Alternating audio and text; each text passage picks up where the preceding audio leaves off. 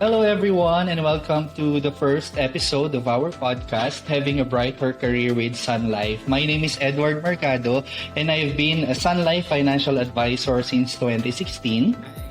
Ako naman si Zaldi Reyes. I've been a financial advisor since 2018. Ayan, so kumusta UM Saldi? Okay naman, dito ako sa house. Siyempre sa work natin ngayon, di ba, due to pandemic, we transition to work from home to secure din Correct. yung ating mga maiwasan natin magka-home. Yan actually, for everyone's info, for those who will be watching this video or podcast, we are actually creating this one for those who are, interested to becoming a licensed financial advisor like us. But of course, for those na sabi nga natin interested, tignan natin muna parang paano ba tayo nagsimula kay Sun Life? Ano ba yung life natin before Sun Life? Para at least, maybe some of the people could relate kung maybe nasa same situation sila. Like, kung paano ka nag-start or paano tayo nag-start. So, ikaw yun, Saldi, what was your life before Sun Life? Yan, naalala ko tuloy yung nakaraan ko bigla. Of course, before Sun Life, wala naman talaga akong idea. Ano ba si Sun Life? And also, lalo na yung career sa Sun Life. So, before Sun Life, 2006, nag-start ako sa BPO company. So, I was BPO employee for about 12 years yata, no? Kasi 2014 ako nag-quit eh. So, that was my life. Wow, ang tagal din. Yes, kung naranasan mo yun, no, yung gising ka sa gabi, tulog ka sa araw. So, parang vampira, ganun. That was my life for the last 12 years. Until dun ko na rin na-meet yung wife ko. And, ayun. So, and the rest is history. So BPO pala ikaw, oo. Ako naman since I graduated or after I graduated from college kasi I started working for an international advertising company. So we do promotions, ganyan, advertising and trading as well of different brands. So yun naman ang aking life before Sun Life, and parang I started working since I was like 21 years old, after ko mag-graduate. Ang bata mo pa, no? Ako naman, ba't ako naging napunta sa PPO, just to let you know, no?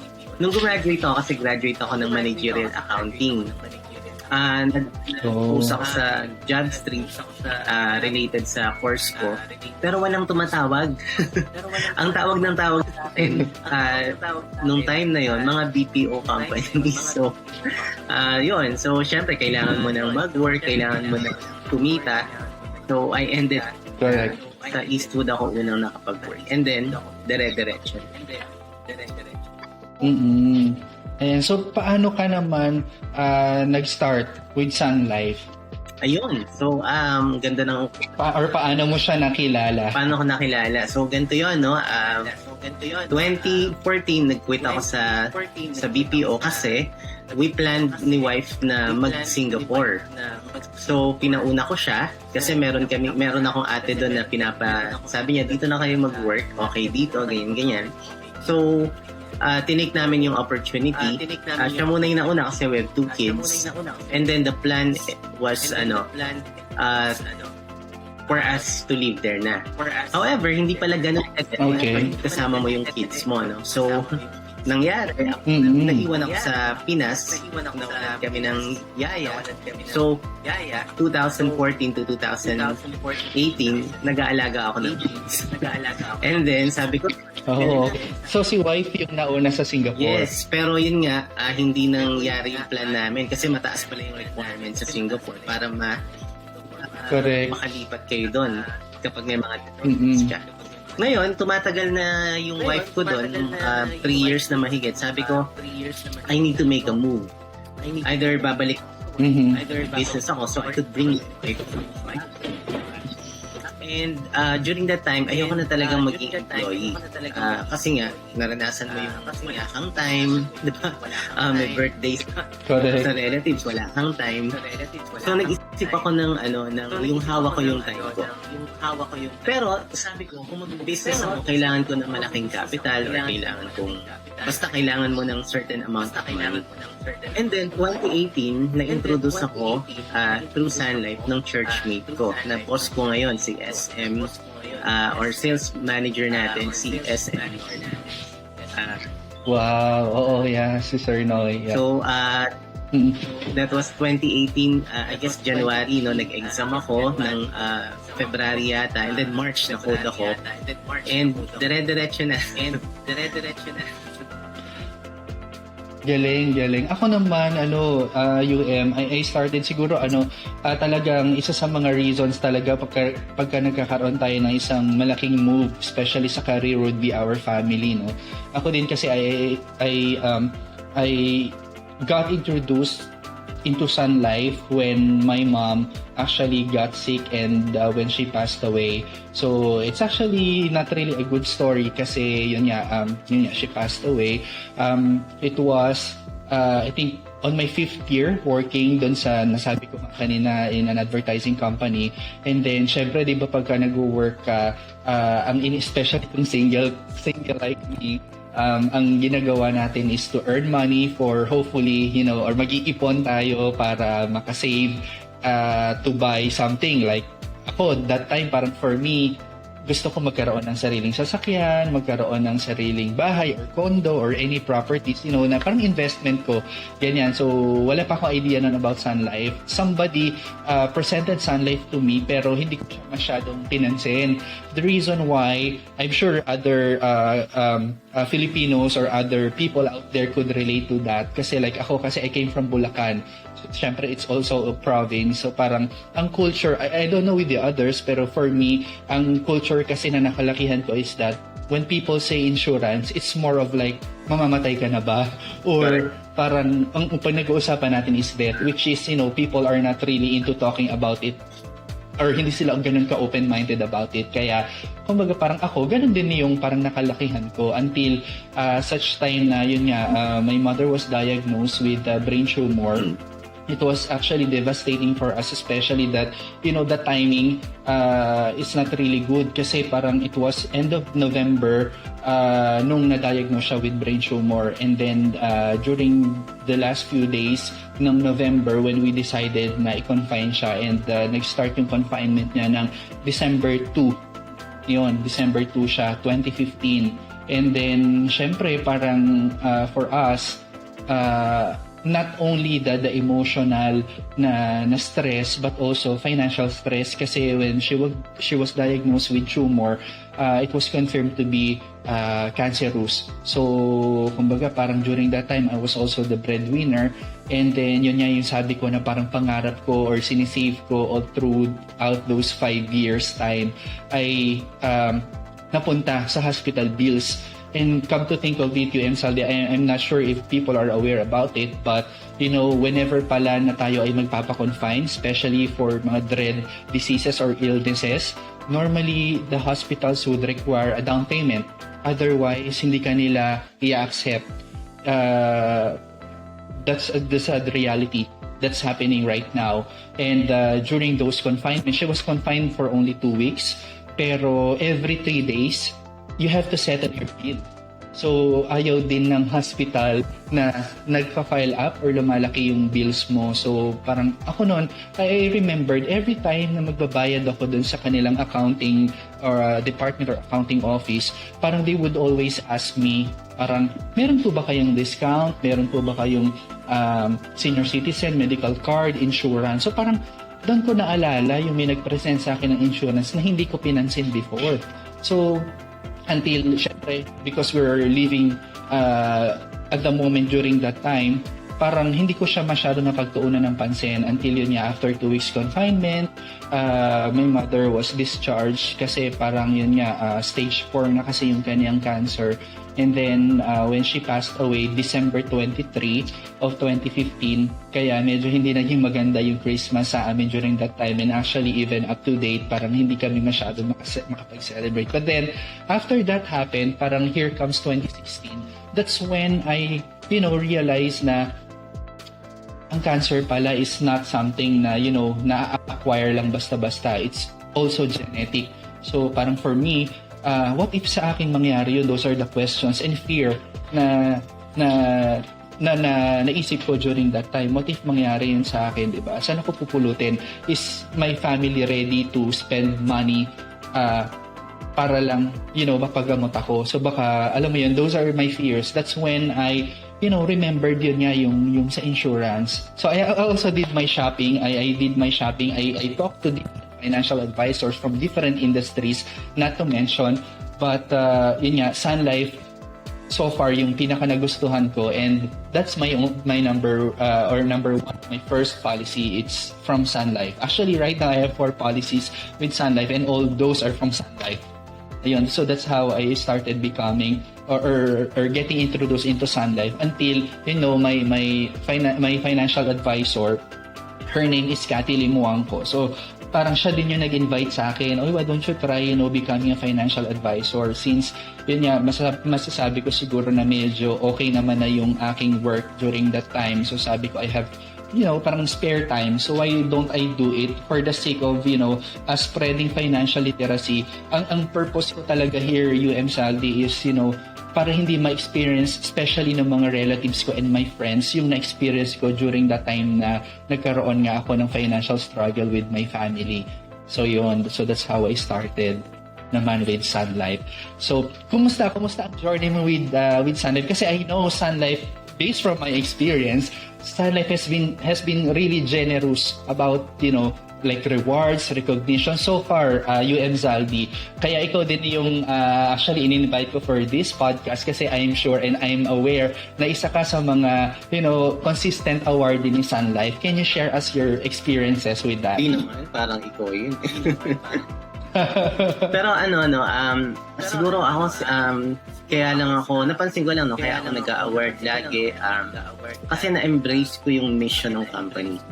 Ako kasi yung tao na hindi ako ganun ka-motivated sa income lang. Kailangan malinaw sa akin yung purpose ng ginagawa ko. And yun nga, ako yung tao na parang I just don't create money, I create meaning. And since I agree with that. Swak kami ng company ni Sun Life, na very purposeful and very meaningful yung mission or yung gusto natin ma-achieve sa mga kababayan natin. Doon ako nagpe-perform. And ayun, dumadating na lang din yung mga award, mga reward na may medalya tayo lagi. Kasi mas marami tayong natatouch na lives. Marami tayong nai-inspire. Exactly. And sabi ko nga sa'yo, parang nagulat nga ako, 3 years na pala ako sa Sun Life, hindi ko namamalayan. And i-check ko yung portal ko, kasi pag financial advisor ka sa Sun Life, meron kang login, ma-check clients mo. I'm servicing na pala more than 300 clients. Wow, ang dami na. So yun, And those clients, Saldi, di ba? They get to become your friends, your family, di ba? I remembered actually, just like yun nga, just to share with you guys as well.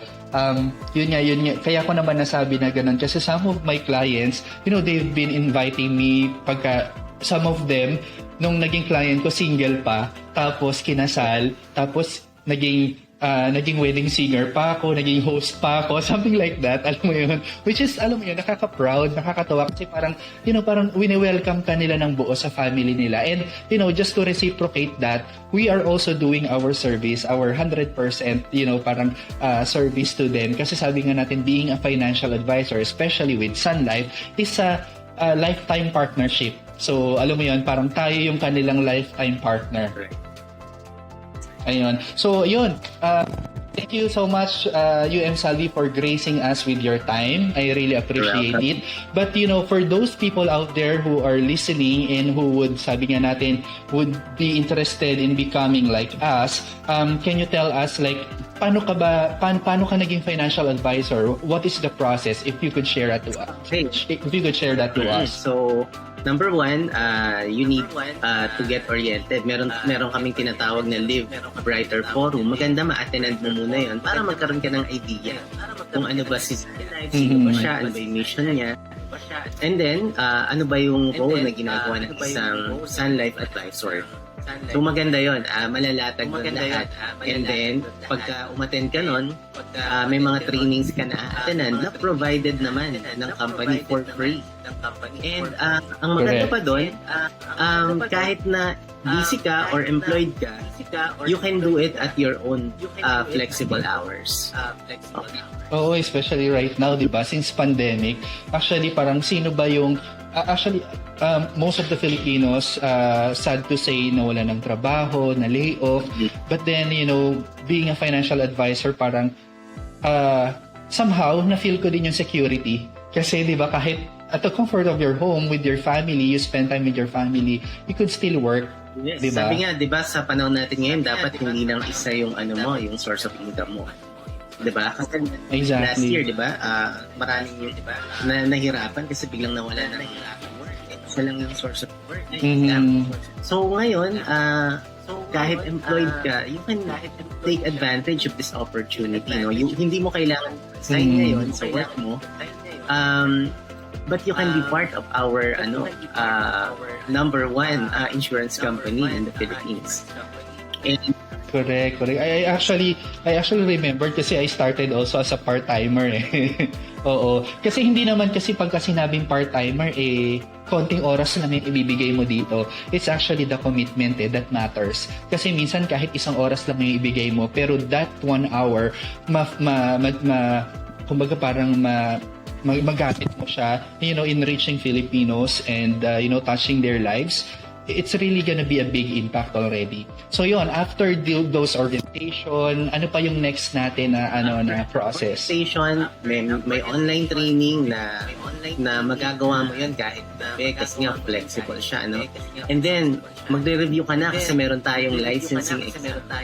Kasi hindi nga financial advisor, hindi ka basta-basta alam mo yon na biglaan na lang na advisor ka na. Hindi. You need to pass the government, the Insurance Commission, both traditional, dalawa kasi ang ating products, no? Traditional insurance and VUL.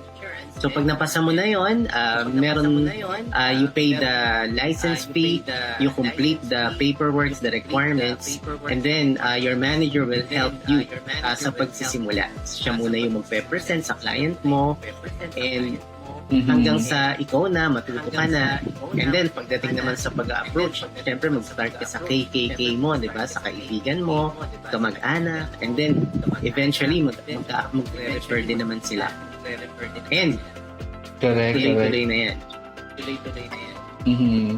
And actually, what I love about this career kasi, other advisors, especially on our team, you could, work with them as a team. Alam mo yon, kung meron ka mga bagay, kasi this one is like a continuous learning as well eh. Every time na merong, may nami-miss ka or something na you would want to learn, you could just ask your team members. They're very generous about those knowledge. Kaya hindi ka mahihirapan talaga. And on top of that, no, diba? The company is so generous. Talagang i-equip ka ni Sun Life.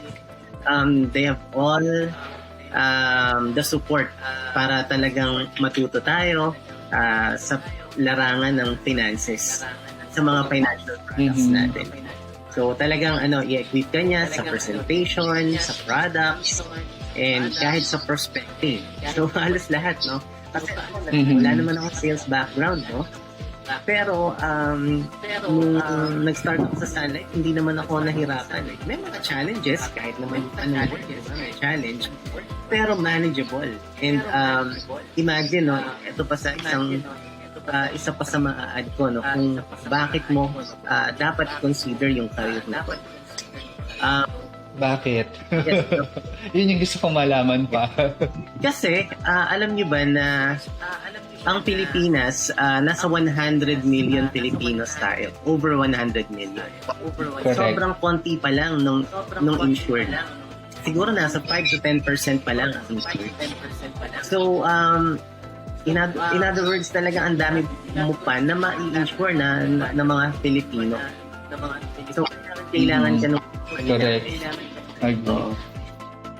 And not only that, kasi we're not gonna be, stuck just being a financial advisor because there are, a lot of opportunities na ahead of us, diba? Like, you can get to be promoted, you could then be a unit manager, a sales manager, and you can even open your own branch. Just like you right now, Zaldi, you become a unit manager already. That's why I'm really proud of you. Yes, dahil gusto mong maraming matulungan ka, you want to multiply yourself.